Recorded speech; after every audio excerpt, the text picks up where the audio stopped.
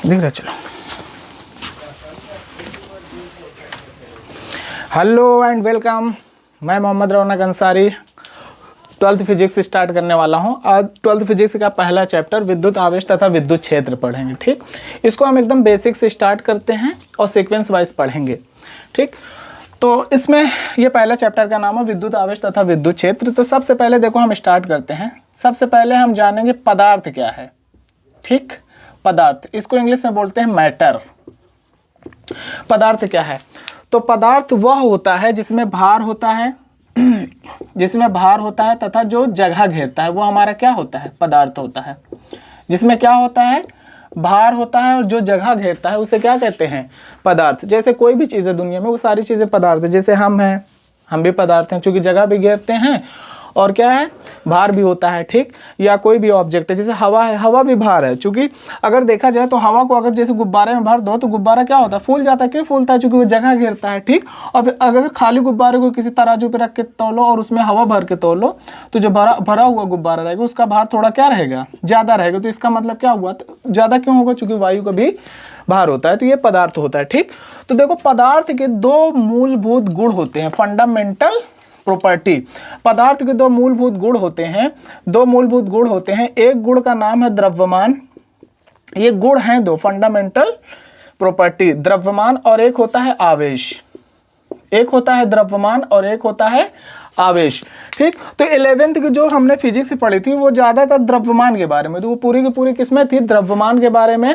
और 12th की जो फिजिक्स पढ़ेंगे, फर्स्ट फिजिक्स की बात कर रहे हैं, फर्स्ट फिजिक्स पूरी की पूरी फिजिक्स आवेश के बारे में है। पूरी की पूरी फिजिक्स किसके बारे में है? आवेश के बारे में। फर्स्ट फिजिक्स की बात कर रहे हैं, सेकंड फिजिक्स की बात नहीं कर रहे हैं। पूरी फिजिक्स आवेश के बारे में है और वहाँ आवेश का अध्ययन 3 प्रकार से करेंगे। देखना, 3 प्रकार से हम पूरी इसकी सीक्वेंस से पूरा फिजिक्स फर्स्ट खत्म कर देंगे। ठीक, आवेश को पढ़ना कैसे? आवेश को 3 तरीके से पढ़ना है। 3 तरीके से कैसे पढ़ना है? जब आवेश स्थिर होगा, जब आवेश क्या होगा? स्थिर होगा। स्थिर होगा इसका मतलब उसमें वेलोसिटी कितनी होगी? अरे वेग कितना होगा? 0 होगा। अरे स्थिर है तो इसका मतलब वेग उसका क्या है? 0 है। ठीक, तो अगर स्थिर रहता है तो ये एक चीज उत्पन्न करता है जिसे कहते हैं विद्युत क्षेत्र। समझना। ठीक, विद्युत क्षेत्र उत्पन्न करता है। ठीक, विद्युत क्षेत्र उत्पन्न करता है। फिर दूसरा क्या होता है? विद्युत क्षेत्र उत्पन्न होता है। दूसरी चीज क्या होता है? जब ये त्वरित गति से, जब ये गतिमान होता है, जब ये गतिमान होता है, जब ये क्या होता है? आवेश गतिमान होता है।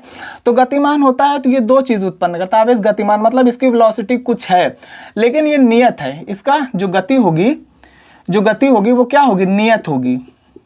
क्या होगी? फिक्स होगी। आवेश जब गति करेगा, गति मतलब चलेगा लेकिन उसका वेग मतलब गति क्या होगी? नियत होगी। मतलब उसमें एक्सेलरेशन कितना है? 0 है। अरे त्वरण 0 है, इसका मतलब उसका वेग बदल नहीं रहा है, फिक्स है। ठीक, तो इसमें 2 चीजें उत्पन्न होती है, उसमें 2 चीजें उत्पन्न होगी। पहली क्या चीज उत्पन्न होगी? उसमें उत्पन्न होगी विद्युत क्षेत्र। पहला क्या उत्पन्न होगा? विद्युत क्षेत्र उत्पन्न होगा। और दूसरी चीज क्या उत्पन्न होगा? चुंबकीय क्षेत्र। दूसरा क्या उत्पन्न होगा? चुंबकीय क्षेत्र उत्पन्न होगा। ठीक, दूसरा चुंबकीय क्षेत्र उत्पन्न होगा। तीसरा क्या होता है? जब त्वरित गति से गतिमान हो, जब आवेश किससे गतिमान हो? त्वरित गति से। त्वरित गति, त्वरित गति का मतलब उसका वेग लगातार क्या हो रहा है? बढ़ रहा है। त्वरण, एक्सेलरेशन है उसमें। ठीक, जब त्वरित गति से गतिमान होता है तो उसमें 3 चीज उत्पन्न होती है। पहला तो विद्युत क्षेत्र उत्पन्न होगा, विद्युत क्षेत्र, विद्युत क्षेत्र उत्पन्न होगा। दूसरा क्या होगा? दूसरा क्या होगा? चुंबकीय क्षेत्र उत्पन्न होगा, चुंबकीय क्षेत्र उत्पन्न होगा। और तीसरा क्या होगा? एक विद्युत चुंबकीय तरंग, विद्युत चुंबकीय तरंग, विद्युत चुंबकीय तरंग। इतनी मतलब आवेश उत्पन्न होती। कब? जब आवेश त्वरित गति से विद्यमान होगा। यहां से लाकर यहां तक हम फर्स्ट फिजिक्स पूरी क्या कर देंगे? खत्म कर देंगे। आवेश का अध्ययन 3 तरीके से करेंगे। कैसे? पहले जब आवेश स्थिर है, स्थिर है तो क्या उत्पन्न करेगा? विद्युत क्षेत्र उत्पन्न करेगा। ठीक, अगर गति में है, नियत वेग से गतिमान है, मतलब उसका वेग घट या बढ़ नहीं रहा, नियत वेग से गतिमान है तो उसमें विद्युत क्षेत्र उत्पन्न होगा। और क्या उत्पन्न होगा? चुंबकीय क्षेत्र उत्पन्न होगा। ठीक, फिर क्या होगा? जब त्वरित गति से गतिमान मतलब बढ़ते हुए वेग से गतिमान है तो उसमें विद्युत क्षेत्र भी उत्पन्न होता है, चुंबकीय क्षेत्र भी उत्पन्न होता है। और विद्युत क्षेत्र और चुंबकीय क्षेत्र मतलब विद्युत चुंबकीय तरंग उत्पन्न होती है। ये फर्स्ट फिजिक्स का लास्ट चैप्टर है।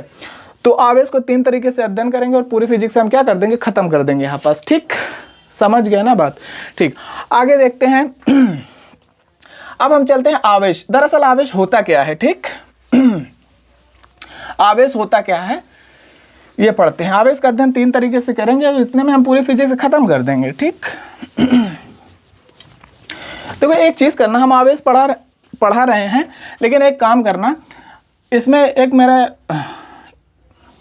एक चैनल है मेरा टेलीग्राम पर, टेलीग्राम पे चैनल है मोहम्मद रौनक अंसारी के नाम से है। इसको ज्वाइन कर लेना। तो वहाँ हम क्या करेंगे, सारे नोट्स प्रोवाइड कर देंगे तुमको। जो भी लेक्चर पढ़ाएंगे उसमें हम क्या करेंगे, सारे नोट्स तुमको प्रोवाइड करा देंगे। ठीक, तो उसको ज्वाइन करना, वहीं पे हम सारे नोट्स भेज दिया करेंगे। समझ गए बात। ठीक, चलो फिर हम चलते हैं, पढ़ते हैं आवेश। आवेश होता क्या है, व्हाट इज आवेश। ठीक, आवेश, तो देखो भैया आवेश कुछ नहीं होता। आवेश is nothing, charge is nothing. ये क्या है, पदार्थ का मूलभूत गुण है। पदार्थ का क्या है, मूलभूत या मौलिक गुण है। मूलभूत गुण है, मूलभूत क्या है, गुण है। It is a fundamental property of matter. यह पदार्थ का क्या है, मूलभूत गुण है। मूलभूत गुण है जिसके कारण पदार्थ क्या होता है, विद्युत क्षेत्र, विद्युत क्षेत्र या चुंबकीय क्षेत्र उत्पन्न करता है। विद्युत क्षेत्र तथा चुंबकीय क्षेत्र क्या करता है, उत्पन्न करता है, उत्पन्न करता है या अनुभव करता है, या क्या करता है, अनुभव करता है। अरे समझे बात को। पदार्थ क्या है, मतलब आवेश क्या है, कुछ नहीं है, पदार्थ का एक मूलभूत गुण है जिसके कारण कोई पदार्थ क्या करता है, विद्युत क्षेत्र या चुंबकीय क्षेत्र उत्पन्न करता है, मतलब प्रोड्यूस करेगा, या उसका क्या करता है, अनुभव करता है। समझ पाए बात। देखो जैसे चुंबक होता है ना, अरे वैसे ही जैसे चुंबक होता है, ये क्या करता है, चुंबकीय क्षेत्र उत्पन्न करता है। अरे चुंबकीय क्षेत्र उत्पन्न करता है, अगर दूसरा चुंबक लाएंगे तो ये इसमें क्या करेगा, चुंबकीय क्षेत्र का अनुभव करेगा। ठीक, ये उत्पन्न कर रहा है और ये क्या कर रहा है, अनुभव कर रहा है। ठीक उसी तरीके है ये, मतलब ये क्या है, पदार्थ भी होता है, विद्युत क्षेत्र या चुंबकीय क्षेत्र उत्पन्न करता है या उसका क्या करता है, अनुभव करता है।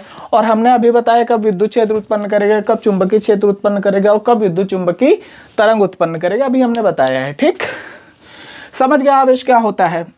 हाँ, तो आवेश समझ गया। आवेश कुछ नहीं है, आवेश पदार्थ का क्या है, एक मूलभूत गुण होता है जिसके कारण पदार्थ क्या होता है, विद्युत क्षेत्र या चुंबकीय क्षेत्र उत्पन्न करता है या उसका क्या करता है, अनुभव करता है। ठीक, अभी देखो ये सारी चीजें धीरे धीरे समझ में आएंगी, जैसे जैसे हम आगे चलेंगे वैसे वैसे समझ में आती जाएंगी। लेकिन एक चीज करना, मतलब सारी चीज सीक्वेंस से पढ़ना और बहुत अच्छे से पढ़ना, तभी अभी कुछ चीजें कम समझ में आ रही होगी, लेकिन धीरे धीरे जैसे चलेंगे वैसे वैसे तुम्हें सारी चीज क्लियर होती जाएगी। वक्त आने पर सारी चीज का जवाब मिलेगा, जो अभी तुम्हारे दिमाग में, दिल में सवाल उठ रहे हैं उसका जवाब मिल जाएगा। ठीक, बस पढ़ते रहो अभी।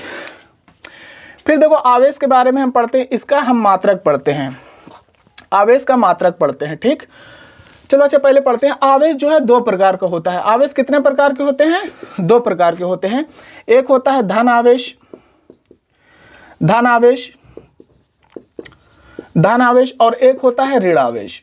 एक क्या होता है, ऋण आवेश। एक धन आवेश होता है, एक ऋण आवेश होता है, धन आवेश भी कह सकते हैं। आवेश को क्यू से लिखते हैं। ठीक, धन आवेश क्या होता है, इसको प्लस क्यू से लिखते हैं, और ऋण आवेश क्या होता है, इसको माइनस क्यू से लिखते हैं। ठीक, धन आवेश को किससे लिखते हैं, प्लस क्यू से, और ऋण आवेश को किससे लिखेंगे, माइनस क्यू से। अब देखो पदार्थ कब धन आवेश होता है, कब ऋण आवेश होता है, ये चीजें समझना बहुत अच्छे से। ठीक, इधर देखो हम समझाते हैं। जैसे तुम्हें पता है ना, कोई पदार्थ में क्या होता है, एक परमाणु होता है। परमाणु में क्या होता है, परमाणु में क्या होता है, प्रोटॉन और न्यूट्रॉन होता है, और इलेक्ट्रॉन इसके चारों तरफ क्या लगाता है, चक्कर लगाता रहता है। अरे तुम्हें पता है ना, एक क्या होता है, पदार्थ में एक परमाणु होता है, परमाणु में क्या होता है, प्रोटॉन और इलेक्ट्रॉन होता, न्यूट्रॉन होता है, और इलेक्ट्रॉन इसके चारों ओर चक्कर लगाता रहता है। ठीक, तो जनरली तुम्हें पता है कि पदार्थ कैसा होता है, उदासीन होता है, विद्युत उदासीन होता है। कैसा होता है, विद्युत उदासीन, न्यूट्रल होता है। ठीक, विद्युत उदासीन होता है। पदार्थ कैसा होता है, विद्युत उदासीन होता है। मतलब क्या हुआ, विद्युत उदासीन का मतलब क्या है, तुम्हें पता है ये चीज कि इलेक्ट्रॉन क्या होता है, ऋण आवेशित होता है, और प्रोटॉन क्या होता है, धन आवेशित होता है। तो इलेक्ट्रॉन पर आवेश कितना होता है, -1.6 × 10⁻⁻19 कूलाम, और प्रोटॉन पर ये 10 में भी पढ़े होंगे, 1.6 × 10 की पावर -19 कूलम। ये माइनस में होता है, ये प्लस में होता है, ठीक। तो जब दोनों चीज़ बराबर है, दोनों चीज़ बराबर मतलब जितना प्लस में, जैसे इधर देखो 7 इलेक्ट्रॉन है, ठीक, और 7 प्रोटॉन है, तो ये प्लस में ये माइनस में दोनों कैंसिल हो जाएंगे, तो कितना हो जाएगा अब 0।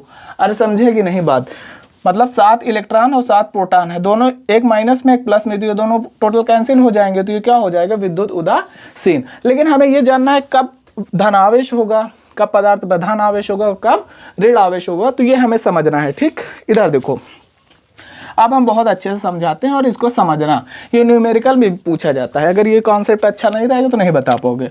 यहाँ देखो, जैसे कोई पदार्थ है जैसे इसमें 7 इलेक्ट्रॉन है, 7 इलेक्ट्रॉन है और 8 क्या है, 7 इलेक्ट्रॉन है और 7 प्रोटॉन है, ठीक। तो ये क्या होगा, अगर 7 इलेक्ट्रॉन है 7 प्रोटॉन है, तो इसका मतलब क्या होगा, विद्युत उदासीन होगा।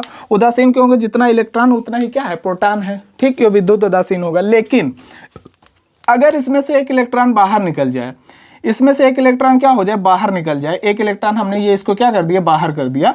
अगर इलेक्ट्रॉन बाहर निकल जाएगा तो यहाँ क्या बचेगा, 6 इलेक्ट्रॉन बचेगा। अरे 6 इलेक्ट्रॉन बचा ना। अब यहाँ 7 प्रोटॉन, तो अगर देखा जाए यहाँ 6 इलेक्ट्रॉन है और 7 हमारा क्या है, प्रोटॉन है, ठीक। प्रोटॉन पे भी इतना ही आवेश होता है जितना इलेक्ट्रॉन। अरे ई का मतलब होता है 1.6 × 10 की पावर -19, ठीक। अरे समझे। तो यहाँ देखो, जब ये मतलब 6 क्या है, इलेक्ट्रॉन है और 7 क्या है, प्रोटॉन है। तो जब इसको देखेंगे तो 6 और 7 क्या हो जाएगा, कैंसिल हो जाएगा। कैंसिल हो जाएगा तो कितना बचेगा, एक ही बचेगा ना। कितना बचेगा हमारा, एक ही। क्या बचेगा, पॉजिटिव, क्योंकि प्रोटॉनों की संख्या क्या है, ज़्यादा है। और तुम्हें पता है कि प्रोटॉन क्या होता है, धन आवेशित होता है। अगर प्रोटॉन की संख्या ज़्यादा है, इलेक्ट्रॉन की कम है, तो इसका मतलब ये क्या होगा, अरे 6 इलेक्ट्रॉन से 6 प्रोटॉन क्या हो जाएगा, कैंसिल हो जाएगा। लेकिन एक प्रोटॉन तो यहाँ बचेगा ही है ना, एक प्रोटॉन यहाँ क्या होगा, बचेगा। अगर ये एक प्रोटॉन बचा तो इसका मतलब ये पदार्थ कैसा हो गया, धन आवेशित हो गया। ये पदार्थ कैसा हो गया, धन आवेशित हो गया। मतलब इस पर क्या हो गया, धन आवेश आ गया। समझे, मतलब ये पदार्थ क्या हो गया, धन आवेशित, मतलब इस पर धन आवेश आ गया। अरे समझे बात को, मतलब क्या हुआ, मतलब ये हुआ कि अगर नंबर ऑफ इलेक्ट्रॉन, मतलब अगर number of proton greater than number of electron, मतलब प्रोटॉनों की संख्या अगर इलेक्ट्रॉनों की संख्या से ज़्यादा है तो पदार्थ क्या हो जाएगा, धन आवेशित। मतलब पदार्थ पर कैसा आवेश हो जाएगा, धन आवेश होगा, ठीक। कैसा आवेश होगा, धन आवेश। कब, जब इलेक्ट्रॉनों की, प्रोटॉनों की संख्या इलेक्ट्रॉनों की संख्या से क्या हो जाएगी, ज़्यादा। अरे समझें, जैसे यहाँ है देखो, यहाँ जैसे 5 इलेक्ट्रॉन है और 6 प्रोटॉन है, तो यहाँ ज़्यादा कौन है, प्रोटॉन ज़्यादा है। 5 इलेक्ट्रॉन से 5 प्रोटॉन क्या हो जाएगा, कैंसिल हो जाएगी। लेकिन एक इलेक्ट्रॉन बचेगा, एक प्रोटॉन बचेगा, ठीक। एक प्रोटॉन बचा, चूंकि प्रोटॉन धन आवेशित होता है, इसका मतलब ये क्या हो जाएगा, धन आवेश। इस पदार्थ पे क्या हो जाएगा, धन आवेश। ये पदार्थ धन आवेशित हो जाएगा, मतलब इस पर प्लस क्यू आवेश आएगा। समझे, मतलब क्या हुआ कि अगर प्रोटॉनों की संख्या, number of proton is greater than number of electron, मतलब प्रोटॉनों की संख्या इलेक्ट्रॉनों की संख्या से ज़्यादा है, तो पदार्थ क्या होगा, पदार्थ पर क्या होगा, धन आवेश होगा। या ऐसे कह लो कि पदार्थ धन आवेशित हो जाएगा। समझे, इस कंडीशन में क्या हो जाएगा, पदार्थ धन आवेशित हो जाएगा, ठीक। और दूसरी कंडीशन देखो, हम बताते हैं दूसरी कंडीशन क्या होती है। अगर क्या हो जाए, कहीं यहाँ देखो, जैसे यहाँ 7 इलेक्ट्रॉन है, मान लो यहाँ 7 इलेक्ट्रॉन है 7 प्रोटॉन, अभी बराबर है। अगर कहीं बाहर से इसमें एक इलेक्ट्रॉन आ जाए, बाहर से अगर इसमें एक इलेक्ट्रॉन आ जाएगा तो ये क्या हो जाएगा, अरे 8 इलेक्ट्रॉन हो जाएंगे। तो देखो 7 इलेक्ट्रॉन 7 प्रोटॉन को क्या कर देंगे, कैंसिल कर देंगे। लेकिन यहाँ अभी एक इलेक्ट्रॉन तो बचेगा ही, एक इलेक्ट्रॉन क्या होगा, बचेगा। इलेक्ट्रॉन बचा है तो इसका मतलब क्या है, इलेक्ट्रॉन ऋण आवेशित होता है, मतलब इस पदार्थ पर कैसा आवेश होगा, ऋण आवेश होगा, ठीक। समझें, तो इसका मतलब क्या हुआ, यहाँ से हम क्या समझें, यहाँ से क्या हम समझें, यहाँ से हम ये समझें कि अगर नंबर ऑफ इलेक्ट्रॉन, मतलब इलेक्ट्रॉनों की संख्या अगर प्रोटॉनों की संख्या से क्या हो जाएगी, ज़्यादा हो जाएगी। इलेक्ट्रॉनों की संख्या अगर प्रोटॉनों की संख्या से ज़्यादा हो जाएगी तो पदार्थ क्या हो जाएगा, पदार्थ क्या हो जाएगा, ऋण आवेशित। मतलब पदार्थ पर कैसा आवेश आएगा, ऋण आवेश, ऋण आवेश आएगा। ऋण आवेश को कैसे लिखेंगे, माइनस क्यू से। और धन आवेश को कैसे लिखेंगे, प्लस क्यू। अगर प्लस क्यू कहीं लिखा है तो इसका मतलब उस पदार्थ पर धन आवेश है, अगर माइनस क्यू लिखा है तो इसका मतलब उस पदार्थ पर क्या है, ऋण आवेश है। अरे समझे बात को, समझ गए होंगे, ठीक।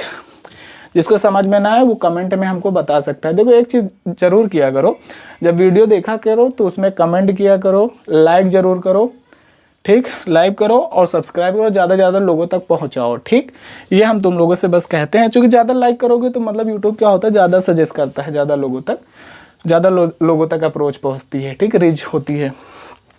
समझ गए? धन आवेश क्या होगा? ऋण आवेश। अब कब पदार्थ धन आवेश होगा, कब पदार्थ ऋण आवेश होगा? अगर number of proton number of electron से क्या है तो पदार्थ क्या हो जाएगा? धन आवेश। अगर नंबर ऑफ इलेक्ट्रॉन ज़्यादा है प्रोटॉन से तो पदार्थ क्या हो जाएगा? ऋण आवेश, मतलब उस पर ऋण आवेश आएगा। समझ गए इतनी बात? ठीक, अब आगे चलते हैं। अब आगे चलते हैं, अब आगे चलते हैं। ठीक, आगे क्या होता है? अब देखो हम पढ़ते हैं देखो अब हम क्या पढ़ते हैं? आवेश के मात्रक। आवेश का मात्रक पढ़ते हैं। ठीक, आवेश का क्या पढ़ते हैं? मात्रक। देखो किसी भी चीज़ का मात्रक यूनिट होना बहुत ज़रूरी है। ठीक, क्योंकि बिना मात्रक के बात अधूरी होती है। जैसे कोई भी चीज़ बताना है तो उसमें दो चीज़ बतानी होती है। अगर किसी चीज़ का परिमाण बताना है, मतलब मैग्नीट्यूड, परिमाण बताना है, तो दो चीज़ बतानी होती है उसमें, आंकिक मान, आंकिक मान, और दूसरी क्या चीज़ बतानी होती है? मात्रक। दो चीज़ तो हमें बतानी होती है। अगर दोनों चीज़ में से कोई भी एक चीज़ मिस कर दें तो अगला आदमी हमारे बातों को समझ नहीं पाएगा। जैसे एक चीज़ देखो, जैसे हम दुकान में गए और किसी परचून की ही दुकान में गए और वहाँ से हमने चावल खरीदा। क्या खरीदा? चावल खरीदा। तो अगर चावल खरीदा, जैसे हम दुकान वाले से कहेंगे 7 किलो हमको क्या कर दो, 7 केजी हमको चावल दे दो, 7 केजी चावल दे दो। तो 7 क्या है? हमारा आंकिक मान है, और किलोग्राम क्या है? मात्रक। किलोग्राम क्या है?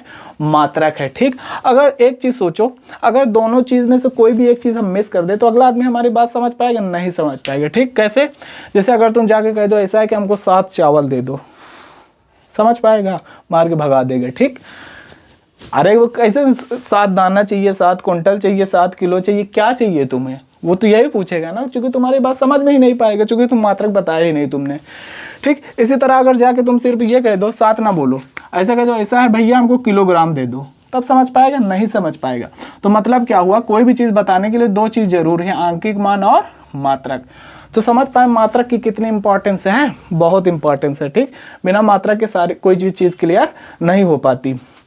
ठीक, तो वैसे ही हम आवेश भी पढ़ेंगे, आवेश का मात्रक पढ़ेंगे। तो आवेश का मात्रक पहले हम पढ़ेंगे एसआई पद्धति में। ठीक, एसआई पद्धति में हम पढ़ेंगे आवेश का मात्रक। एसआई पद्धति में आवेश का मात्रक पहले होता है कूलाम। कूलाम, कूलाम को किससे लिखेंगे? सी से लिखेंगे। ठीक, कूलाम को किससे लिखेंगे? सी से लिखेंगे। कूलाम को किससे लिखेंगे? सी से लिखेंगे। किससे लिखेंगे? सी से लिखेंगे। ये एक वैज्ञानिक के नाम पे दिया गया था। ठीक, और दूसरा क्या होता है? दूसरा एक 10 में एक फार्मूला पढ़े होंगे, I बराबर Q/T। अगर यहाँ से फार्मूला हम निकालें, मात्रक निकालें, तो यहाँ से भी निकल आएगा। यहाँ से Q मतलब आवेश, आवेश का मात्रक यहाँ निकालेंगे। I मतलब क्या होता है? एम्पियर। अरे I का मतलब क्या होता है? एम्पियर। और समय का मतलब क्या होता है? सेकेंड। तो इसका मात्रक क्या हो जाएगा? दूसरा एम्पियर सेकेंड। अरे एम्पियर ही सेकेंड को ही हम कूलाम कहते हैं शॉर्टकट में। अरे समझे? एम्पियर कूलाम को ही क्या कहते हैं? एम्पियर कूलाम को ही क्या कहते हैं? अरे एम्पियर सेकेंड को ही क्या कहते हैं? कूलाम कहते हैं। ठीक, तो यह इसका एसआई मात्रक एम्पियर कूलाम भी होता है। क्या होता है? एम्पियर सेकेंड, सॉरी, क्या होता है? एम्पियर सेकेंड भी होता है। अरे समझे? क्या होता है? एम्पियर सेकेंड भी होता है। ठीक, फिर देखो इसके बाद हम पढ़ेंगे सीजीएस पद्धति का मात्रक। समझते जाना ठीक सारी चीजें। सीजीएस पद्धति का मात्रक, सीजीएस पद्धति का मात्रक, सीजीएस पद्धति का मात्रक, सीजीएस पद्धति का मात्रक। तो सीजीएस पद्धति का मात्रक देखो क्या होता है? State coulomb. क्या होता है? State coulomb. स्टेट कूलाम को ही ESU भी कहते हैं। क्या कहते हैं? ESU। ESU का मतलब क्या होता है? Electrostatic unit. ESU का मतलब क्या होता है? इलेक्ट्रोस्टैटिक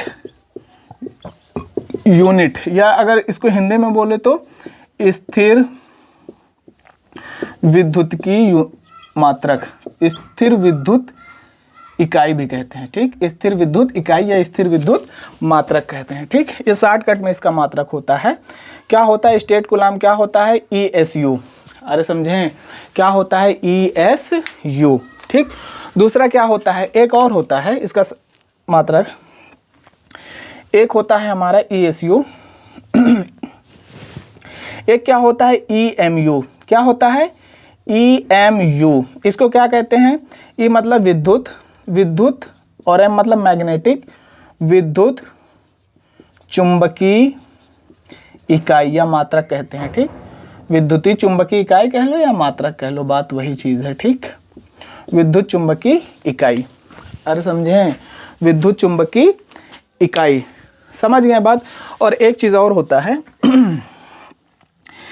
EMU हो गया। ठीक, और एक मात्रक और होता है, ये जो है, या ESU को ही हम फ्रैंकलिन भी कहते हैं। ठीक, क्या कहते हैं? फ्रैंकलिन। क्या कहते हैं? फ्रैंकलिन, FR से लिखते हैं। ठीक, और आवेश का ये सबसे छोटा मात्रक होता है, ये आवेश का जो होता है सबसे छोटा मात्रक होता है। इसको याद रखना। ठीक, ये चीज़ कि ये जो होता है, ये क्या होता है? आवेश का सबसे छोटा मात्रक होता है। आवेश का सबसे छोटा मात्रक होता है। आवेश का क्या होता है बाबू? सबसे छोटा मात्रक होता है। ठीक, EMU भी होता है एक, ये भी CGS पद्धति का ही मात्रक है। ठीक, लेकिन सबसे छोटा कौन सा होता है? ये फ्रैंकलिन कह लो या स्टेट कूलम कह लो या ESU कह लो। ठीक, और एक होता है EMU, विद्युत चुंबकीय इकाई। ठीक, और एक होता है एक होता है फैराडे। फैराडे, फैराडे, एक फैराडे बराबर होता है 96,500 कूलम। कितना होता है? यह आवेश का सबसे बड़ा मात्रक होता है, सबसे बड़ा मात्रक। अगर कोई पूछे जैसे आवेश का सबसे छोटा मात्रक क्या होता है, तो फ्रैंकलिन कह लो, चाहे स्टेट कूलम कह लो, चाहे उसी को क्या कह लो, ESU। अगर सबसे बड़ा मात्रक पूछे तो क्या कहेंगे? फैराडे। एक फैराडे बराबर कितना हो जाएगा? 96,500 कूलम। ये आवेश का सबसे बड़ा मात्रक होता है। समझे? इतनी बात समझ गए होंगे। ठीक, ले लो स्क्रीनशॉट, फिर आगे चलते हैं।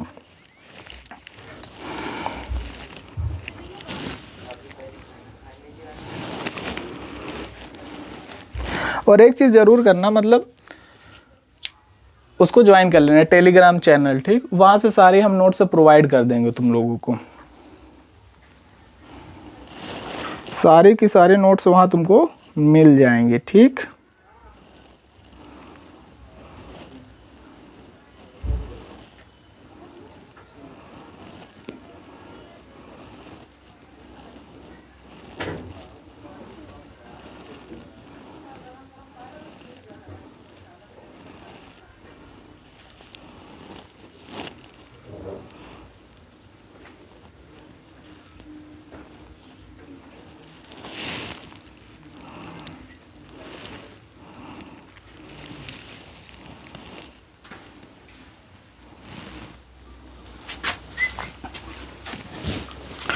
देखो एक चीज़ हम थोड़ा, चलो रुक जाओ। अच्छा, अभी देखो समझो, एक ESU या एक फ्रैंकलिन होता कितना है। ठीक, ये चीज़ याद रखना। ठीक, ये फैक्ट है, इसमें कोई वो तो है नहीं। ESU या इसी को कहते हैं एक फ्रैंकलिन, क्या कहते हैं? या एब कूलाम भी इसको बोलते हैं। ठीक, इसी को क्या कहते हैं? एब कूलाम। अरे ये एक ही नाम है। ठीक, मतलब शक्तिमान ही गंगाधर है, चाहे गंगाधर कहो चाहे शक्तिमान कहो, दोनों एक ही चीज़ है। ठीक, एब गुलाम, ये सारे के सारे एक ही चीज़ है। ठीक, देखो क्या होता है? ESU कह लो या एक फ्रैंकलिन कह लो या इसी को कह लो statcoulomb. Statcoulomb, statcoulomb, ये कितना होता है? 3 × 10 की पावर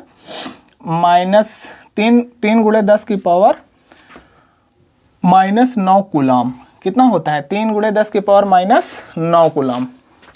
ठीक, कितना होता है? 3 × 10 की पावर -9 कूलम होता, माइनस नहीं,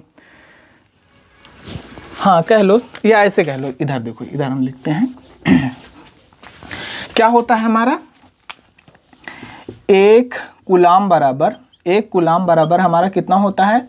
3 × 10 की पावर 9। इसी को कह लो स्टेट कूलम, स्टेट कूलम। ठीक, या इसी स्टेट कूलम को ही हम क्या कह सकते हैं? ESU। ठीक, या इसी को हम क्या कह सकते हैं? ESU को हम क्या कह सकते हैं? फ्रैंकलिन। ठीक, तो एक कूलम में कितने स्टेट कूलम, कितने फ्रैंकलिन होते हैं? 10 की पावर 9। और एब कूलम कितने होते हैं? 1/10 एब कूलम। अरे समझे बात को? एक कूलम में क्या होता है? 1/10 एब कूलम होता है। समझ गए? समझ गए होगे इतनी बात। ठीक, और देखो एक चीज़ और हम बताते हैं, समझना। मिटा दें इसको, हाँ देखो मिटा देते हैं।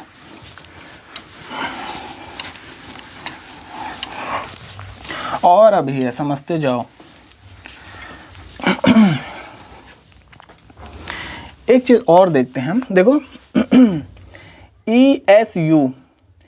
ESU बराबर होता है, ESU बराबर होता है EMU और ESU में क्या रिलेशन है, ठीक। EMU और ESU में क्या रिलेशन है, ठीक, ये समझते हैं। तो ESU और EMU में क्या रिलेशन होता है, ठीक। तो एक ESU बराबर होता है 3 × 10 की पावर 9, 3 × 10 की पावर 9 EMU।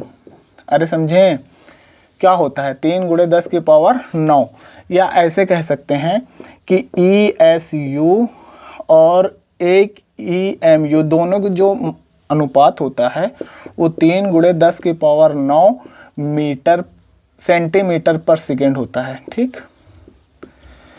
अरे समझे क्या होता है सेंटीमीटर पर सेकेंड, मतलब इन दोनों को जो रेशियो होता है ना वो 3 × 10 की पावर 9 सेंटीमीटर पर सेकेंड होता है। अगर सही से देखो तो ये प्रकाश का वेग लिखा हुआ है। अरे तुम्हें पता है ना प्रकाश का वेग कितना होता है, 10 होता है, ठीक, सॉरी कितना होता है 10 सेंटीमीटर पर सेकंड। जैसे प्रकाश का वेग पता है ना 3 × 10 की पावर 8 मीटर पर सेकंड होता है, ठीक, यहीं से निकला है। देखो 3 × 10 की पावर 8 मीटर को अगर हम सेंटीमीटर में लिखें तो तुम्हें पता है 1 मीटर में कितने होते हैं 100 सेंटीमीटर, 100 को हम ऐसे लिख सकते हैं 10 सेंटीमीटर। तो जब यहाँ लिखेंगे देखो समझते जाना 10 की पावर 8 और 10 की पावर 2 और यहाँ मीटर की जगह क्या लिख देंगे सेंटीमीटर पर सेकंड। तो 3 × 10 की पावर 10 सेंटीमीटर पर सेकंड। अरे ये सीजीएस पद्धति का मात्रक है इसलिए यहाँ सीजीएस पद्धति का रखा है, ठीक। अरे सेंटीमीटर सीजीएस पद्धति का होता है, समझ पाए कि नहीं, ठीक। तो याद रखना कि ESU और EMU में क्या रिलेशन होता है, एक ESU इज इक्वल टू होता है एक MU, दोनों का अनुपात 3 × 10 की पावर 10 सेंटीमीटर पर सेकंड। मतलब प्रकाश के वेग की क्या होता है, इसी की जगह हम C भी लिख सकते हैं। C मतलब क्या होता है वेलोसिटी ऑफ लाइट, मतलब प्रकाश का वेग। अरे समझे बात को, ठीक। तो और एक चीज़ और अच्छे से हम समझ लेते हैं, एक कूलाम की परिभाषा कभी कभी पूछ लेता है। एक कूलाम की परिभाषा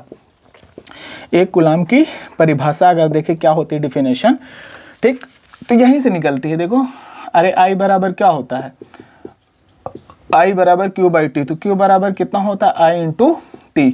तो I को अगर हम 1 रख दें 1 एम्पियर और टाइम को रख दें 1 सेकेंड तो ये कितना हो जाएगी 1 एम्पियर सेकेंड। और यही क्या होता है कूलाम। अरे यही क्या होता है कूलाम।